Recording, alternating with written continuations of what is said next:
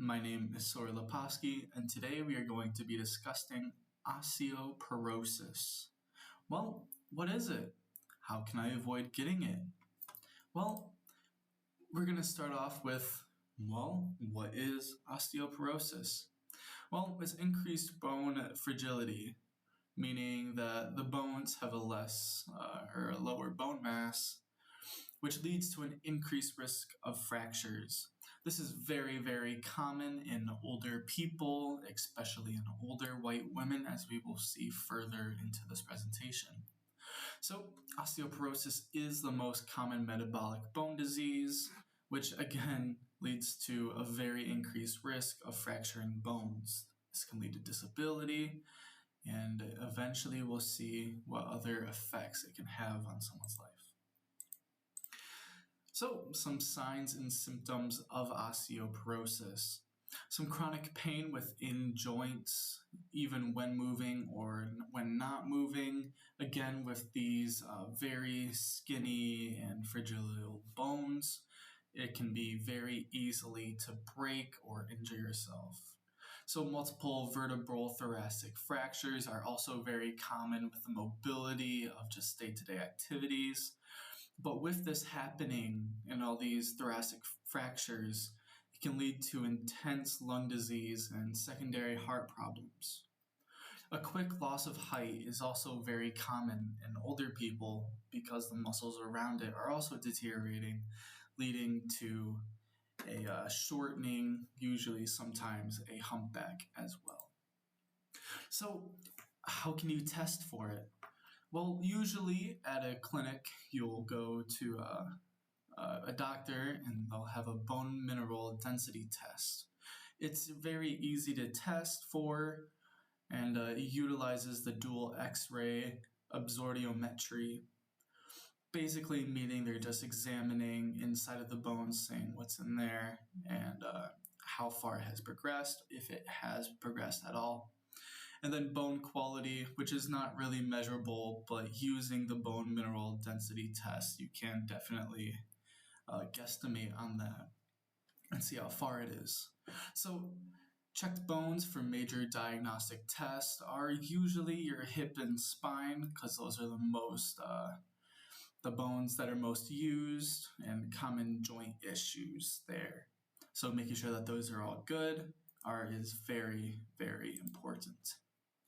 Again, there is your dual X-ray absorptiometry, just checking out the bones, making sure that they're all good. So these X-ray and CT scans can also be used. These scans utilize radiation and make images of bones and other organs.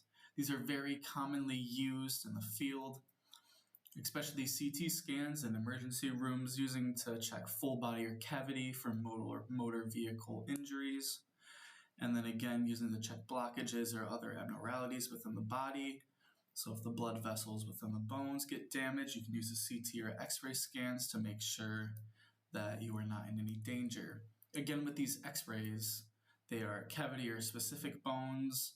Again, fractures within the bone, if anything is wrong, it can lead to some very intense issues or bad things. So, a question for you guys. Have you ever had an X-ray or CT scan done? I broke my arm once, and I had to get an X-ray for it, but I've never had a CT scan. Did you ever get a scan? And what was it for, if you're willing to share? So, what does osteoporosis look like? Well, we see in this healthy bone on the left side, we have a lot of that spongy material still there. But as soon as that osteoporosis progresses, you have these large vacant holes within the bone. This can lead to very easily fractures as they're not dense enough to protect from these day-to-day activities. So what increases the risk of osteoporosis? How can I prevent it? Well, you can just stop aging. The bone marrow loses the red bone marrow portion, leading to a less amount of red blood cells and just the production of blood cells. So this can lead to, again, these vacant holes in the spongy material. leading to damages. And then menopause, the lower levels of estrogen can be very, very crucial to the bone density. Race, there's no really specific reason for this, but it is more common in Caucasians. Gender, women are more susceptible, again, because of the menopause and the estrogen levels. And then smoking, of course. So, how to limit the progression of osteoporosis? Or after diagnosis, how do you stop it? Well, co-ed facilities are usually used for assisted living. Again, with the increased risk of fractures, these daily tasks such as just the chores, low activity sports, or walking and running can be very detrimental to someone with osteoporosis. In the pharmaceutical side, you can take calcium and vitamin D supplements to help alleviate the pain, but usually there's not much to be done. So during the late stages of osteoporosis, the bones are extremely fragile. Again, these small bumps can fracture these large bones. And then kyphosis, the curved posture when sitting or standing, is very common with the muscles not being able to maintain what they had. And then very limited movement. Again, you don't want to risk any other fractures or the breakages. Maintaining a moderate body weight, less pressure on the bones, leading to the less risk of fracture.